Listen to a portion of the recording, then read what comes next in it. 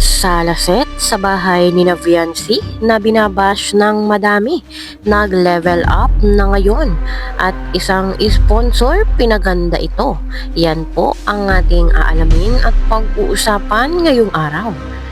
Pero bago po ang lahat, mega love shoutout sa lahat ng ating listeners, viewers, and subscribers saan mang sulok ng mundo, Mapaluzon, Visayas at Mindanao, lalong-lalo na po sa ating mga kababayang OFW. Kamusta po kayo mga kalingap? Mabuhay po kayo hanggat gusto nyo. At kung bago ka pa lang sa aking munting YouTube channel, huwag ka nang mahiyang mag-subscribe, like, share, and comment.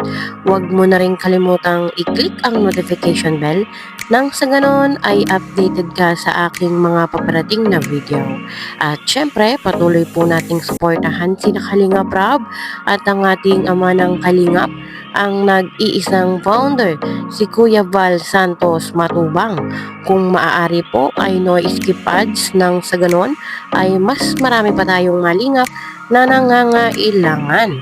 At konting paunawa po, kung maaari ay tapusin nyo muna ang kabuuang video nang sa ganon ay akma ang inyong mga komento.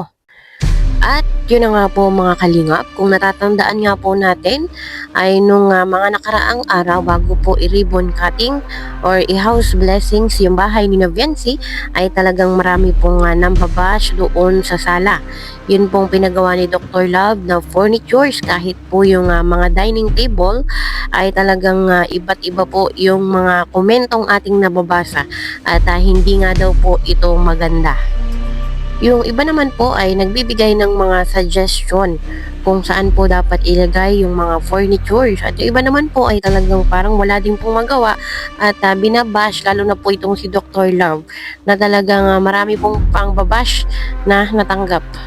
So kahit nga po si Kalingap Rob ay napapatanong bakit nga daw po binabash, bakit nga daw po maraming nagrereklamo doon sa furnitures na in-order ni Dr. Love nung nakita nga po ito ni Kalingap Rob bago po i-ribbon cutting yung bahay ni Viancy, ay napansin naman po niya na maganda po ito at hindi nga daw po niya maintindihan bakit nga daw po binabash yung sala set na in-order.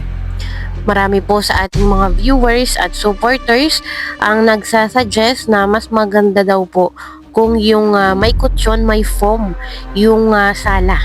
Kung malambot para daw po mas babagay doon sa bahay. At kung ako po yung tatanungin mga kalingap ay okay din naman po yung ganun. Yun po nga malambot ang upuan.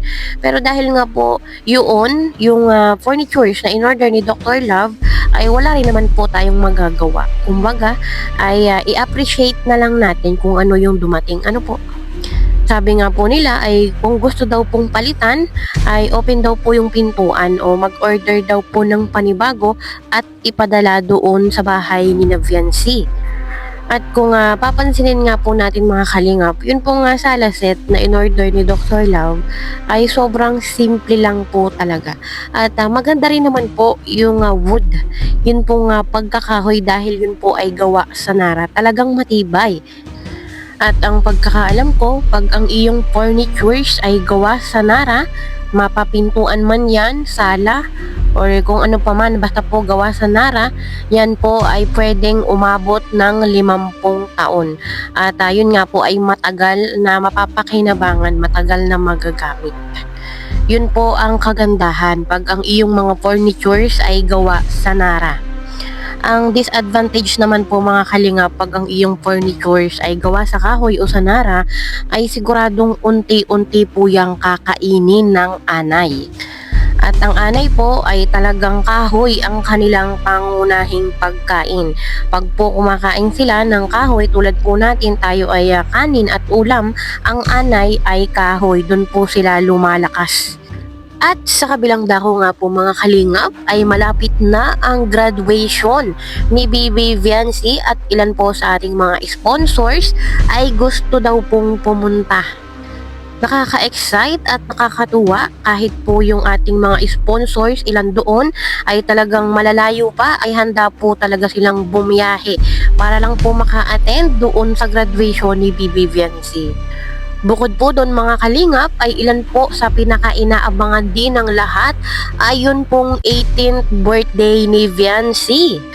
At marami din pong mga sponsors ni Viancy ang gustong pumunta doon po sa mismong kanyang birthday. At abangan po natin yan mga kalingap kung sino-sino ba yung mga sponsors na yun. Talaga pong ang turing na ng mga sponsors dito kay Viancy ay hindi na po iba. Talagang tinuturing na po nilang anak. Yung iba pa nga po ay nagvo-volunteer na ninang daw po sila sa kasal ng EDSI. Ganun po kalupit yung mga sponsors ni Viancy. Talagang sila na po mismo yung nagsasabi na ninang at ninong sila. Bagamat malayo pa po yung mangyari at alam naman po natin si Viancy ay nag-aaral pa. At dahil po dyan sa usapang kasal na yan ay meron pong nasabi si Kalingap Edu. Panoorin po natin ito. Sino ang susunod na ikakasal sa kayo?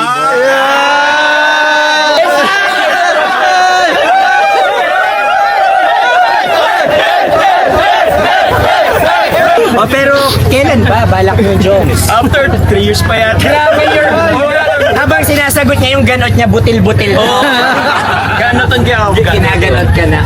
O nga, medyo maansod na eh. Ikaw, bro, kailan ka na ikakasal?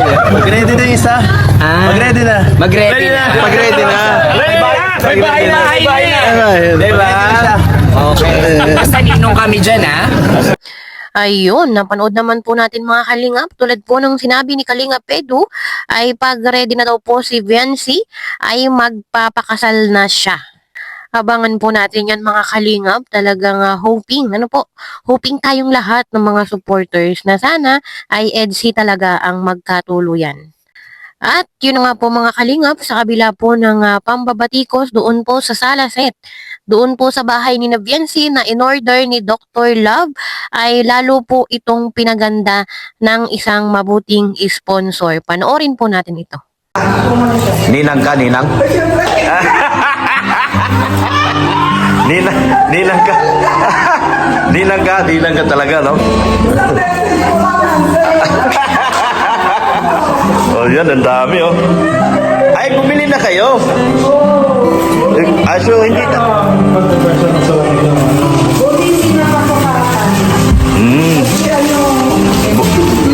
Mabuti, hindi ko napasukatan.